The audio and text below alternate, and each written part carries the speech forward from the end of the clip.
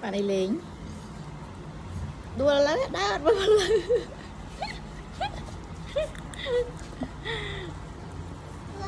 Chà lâu rồi, lâu đấy, lâu đấy, lâu đấy. Lâu đấy.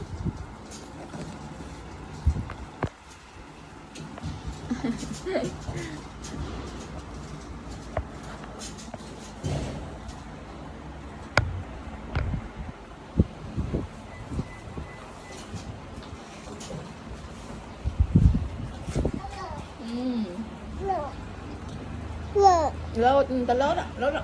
Cái mặt hot ai hot ạ, lốt ạ. Havina chà rồi mày trời ơi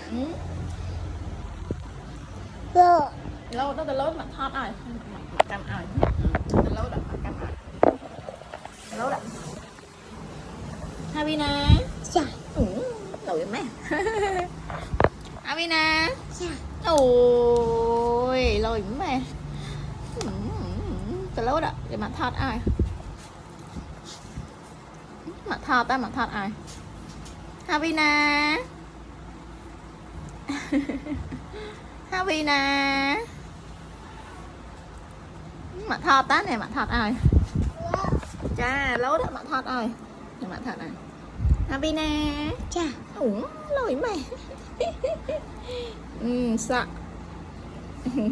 Sợ là cái lối quay nó sợ, nó sợ.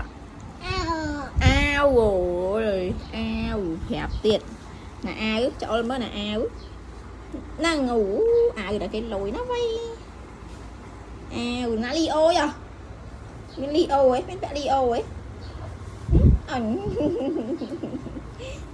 Đây ủa mình vào được luôn này mơ đấy ăn mày ăn mày ủa nào phải ai lồi mấy vay. Havina xa đây à đây.